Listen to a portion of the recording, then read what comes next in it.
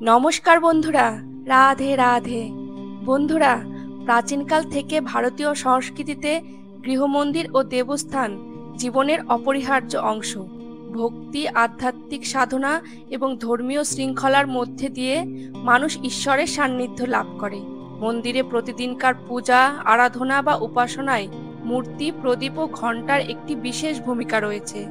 শুধু ভক্তি নয়, শাস্ত্র মতে এদের সঠিক অবস্থান, দিক এবং ব্যবহার মানুষের জীবনে শান্তি, সমৃদ্ধি ও আধ্যাত্মিক উন্নতি নিয়ে আসে। মন্দির মানেই ভক্তির কেন্দ্র, আর সেই মন্দিরে মূর্তি, প্রদীপ ও ঘণ্টার সঠিক স্থান অত্যন্ত গুরুত্বপূর্ণ বলে মনে করা হয়। আধ্যাত্মিক মতে প্রতিটি জিনিসেরই একটি শক্তিক্ষেত্র থাকে, আর সেই শক্তিকে সঠিকভাবে পরিচালিত করলেই ভক্তি ও পূজার ফল বহুগুণে বৃদ্ধি পায়। মূর্তি হলো ভক্তির প্রতীক, প্রদীপ হলো আলোর শক্তি যা অন্ধকার ও অশুভ শক্তিকে দূর করে, আর ঘণ্টার ধ্বনি হলো এক ধরনের কম্পন যা পরিবেশকে পবিত্র করে তোলে। তাই এগুলো কোথায় রাখা হবে, কোন দিকে মুখ করে রাখা হবে বা কোন সময় ব্যবহার করা হবে, সব কিছুতেই রয়েছে গভীর আধ্যাত্মিক তাৎপর্য। আবার ধর্মীয় শাস্ত্রেও বলা হয়েছে, দেবমূর্তিকে সঠিক স্থানে প্রতিষ্ঠা করলে পরিবারের কল্যাণ বৃদ্ধি পায়। প্রদীপ যদি সঠিক দিক ও সময়ে জ্বালানো হয় তবে ঘরে শান্তি ও সমৃদ্ধি আসে, আর ঘণ্টার ধ্বনি ভগবানের উপস্থিতি আহ্বান করে। তাই মন্দির সাজানোর সময় শুধুমাত্র সৌন্দর্যের জন্য নয়, বরং শাস্ত্রসম্মত ও আধ্যাত্মিক নিয়ম মেনে প্রতিটি জিনিস স্থাপন করাই শ্রেয়। তো বন্ধুরা, এই ভিডিওতে আমরা জানব মূর্তি, প্রদীপ ও ঘণ্টা রাখার সঠিক নিয়ম কি এবং কেন তা এতটা তাৎপর্যপূর্ণ। তাই বলছি বন্ধুরা, সম্পূর্ণ ভিডিওটি মনোযোগ সহকারে শুনুন। বন্ধুরা, মূর্তি আসলে ঈশ্বরের একটি প্রতীক রূপ, যেখানে ভক্ত তার মন ও আত্মাকে একাগ্র করতে পারেন। আধ্যাত্মিক মতে মূর্তিকে কেন্দ্র করে ধ্যান ও উপাসনা গভীরতর হয়। ভগবান শ্রী বিষ্ণু, কৃষ্ণ, রাম, মা লক্ষ্মী, দেবী সরস্বতী প্রভৃতি শান্তির দেবদেবীদের মূর্তি উত্তর পূর্ব বা পূর্ব দিকে মুখ করে রাখা উত্তম। শিবলিঙ্গ সর্বদা উত্তরমুখী হওয়া উচিত। হনুমানজির মূর্তি দক্ষিণমুখী রাখা উত্তম। মা দুর্গা বা মা কালী প্রভৃতি শক্তি দেবীদের মূর্তি দক্ষিণ বা পূর্বমুখী রাখা উচিত। গৃহমন্দিরের মূর্তি এক হাতের বেশি বড় হওয়া উচিত নয়। বড় আকারের মূর্তি মূলত মন্দির বা প্রতিষ্ঠানের জন্য উপযুক্ত। শাস্ত্রে বলা হয়েছে, গৃহমন্দিরে এক দেবতার একাধিক রূপ রাখা উচিত নয়, যেমন 2টি গণেশ বা 2টি শিবলিঙ্গ একসঙ্গে রাখা নিষেধ। প্রদীপ মানে আলো, যা অন্ধকার দূর করে জ্ঞান, শক্তি ও সমৃদ্ধির বার্তা দেয়। প্রদীপ সর্বদা পূর্বমুখী বা উত্তরমুখী জ্বালানো উচিত। উত্তর বা পূর্ব দিকে মুখ করে জ্বালালে প্রদীপের আলো আপনার ঘরের সমস্ত অন্ধকার দূর করে দিবে। দক্ষিণ দিকে প্রদীপ জ্বালানো একেবারেই নিষিদ্ধ। ভুলেও আপনারা দক্ষিণ দিকে মুখ করে প্রদীপ জ্বালাবেন না। ঘিয়ের প্রদীপ জ্বালানো সব থেকে পবিত্র। পিতৃদোষ ও শনির দোষ কাটাতে তিলের তেল ব্যবহার করা উচিত। সর্ষের তেলের প্রদীপ জ্বালালে শক্তি ও বাধা নাশে সহায়ক হয়।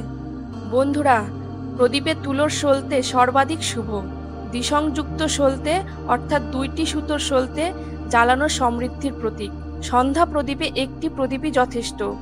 বিশেষ পূজা বা আরাধনায় 5 প্রদীপ বা 10 প্রদীপ ব্যবহার করা হয়।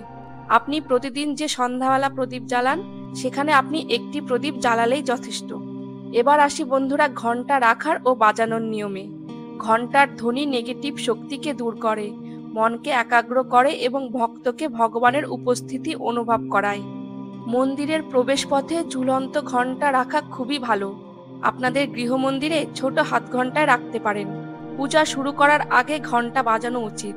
ঘণ্টার ধ্বনি কমপক্ষে 7 সেকেন্ড স্থায়ী হলে তা শুভ বলে মনে করা হয়। আধ্যাত্মিক মতে মূর্তি হলো ধ্যানের কেন্দ্রবিন্দু, প্রদীপ আত্মার আলোকপ্রাপ্তি, আর ঘণ্টার ধ্বনি মহাশূন্যে ওঙ্কার এর প্রতিধ্বনি। দেব ও পুরাণে বলা হয়েছে, পুজো শুরু হয় প্রদীপ, ধূপ ও ঘণ্টা ধ্বনির মাধ্যমে। মূর্তিতে প্রাণ প্রতিষ্ঠার পর তাকে ঈশ্বর রূপে মান্য করতে হয়। বৈজ্ঞানিক দৃষ্টিকোণ থেকে মানুষের মন চিত্র ও প্রতীক দ্বারা সহজে একাগ্র হয়। মূর্তি সেই মনস্তাত্ত্বিক সহায়ক। আগুনে নেতিবাচক জীবাণু নষ্ট হয়, প্রদীপে ব্যবহৃত ঘি ও তেল বাতাসকে বিশুদ্ধ করে। ঘণ্টার কম্পন মস্তিষ্কে আলফা ওয়েভ তৈরি করে, যা মানসিক শান্তি আনে। বন্ধুরা, আমাদের বাস্তুশাস্ত্র অনুযায়ী মূর্তি সর্বদা ঈশান কোণে স্থাপন করাই শ্রেয়। প্রদীপ উত্তর বা পূর্ব দিকে জ্বালানো উচিত।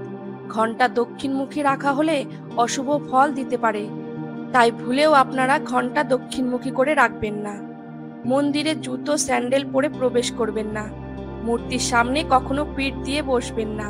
প্রদীপ নিভে গেলে সঙ্গে সঙ্গে পুনরায় জ্বালান। ঘণ্টা বাজানোর সময় মন শান্ত রাখুন। মন্দির কেবল একটি উপাসনার স্থান নয়, এটি একটি আধ্যাত্মিক শক্তিক্ষেত্র। মূর্তি, প্রদীপ ও ঘণ্টার সঠিক ব্যবহার শুধু ধর্মীয় নিয়ম নয়, মানুষের মন ও জীবনকে শুদ্ধ করে। শাস্ত্রীয় নিয়ম মানলে পরিবারে শান্তি, সমৃদ্ধি ও আধ্যাত্মিক উন্নতি আসে। মূর্তি ভক্তিকে কেন্দ্রিত করে, প্রদীপ আলোকিত করে অন্তরকে, আর ঘণ্টার ধ্বনি দূর করে অন্ধকার শক্তি। তাই ধর্মীয় শৃঙ্খলার সাথে সাথে বৈজ্ঞানিক যুক্তিও প্রমাণ করে এই আচারগুলি মানুষের জীবনে অমূল্য প্রভাব ফেলে। মন্দিরে মূর্তি, প্রদীপ ও ঘণ্টা রাখার নিয়ম শুধু ধর্মীয় আচার নয়, এটি মানুষের মন ও আত্মাকে শুদ্ধ রাখার এক গভীর মাধ্যম। শাস্ত্র মতে দেবমূর্তিকে সবসময় পরিষ্কার ও পবিত্র স্থানে স্থাপন করা উচিত। প্রদীপ জ্বালানো হয় অন্ধকার দূর করে জ্ঞান ও আলোর আহ্বান জানাতে, আর ঘণ্টার ধ্বনি সৃষ্টি করে এক বিশেষ কম্পন, যা নেতিবাচক শক্তি দূর করে পরিবেশকে পবিত্র করে তোলে। ধর্মীয় বিশ্বাস অনুযায়ী মন্দিরে প্রদীপ জ্বালানো ভক্তির প্রতীক, আর ঘণ্টা বাজানো হয় ঈশ্বরের উপস্থিতি স্মরণ করিয়ে দিতে। আবার আধ্যাত্মিক মতে এই প্রতিটি নিয়ম মানব মনের মধ্যে শক্তি, মনোনিবেশ ও ইতিবাচক শক্তির সঞ্চার ঘটায়। তাই ঘরে বা মন্দিরে পুজোর সময় মূর্তির স্থান, প্রদীপের আলো ও ঘণ্টার ধ্বনি শুধু আচার নয়, বরং আমাদের অন্তরের একাগ্রতা ও বিশ্বাসকে দৃঢ় করে। সঠিক নিয়মে এইসব পালন করলে মানসিক শান্তি, পরিবারের সৌভাগ্য ও আধ্যাত্মিক উন্নতি লাভ হয়।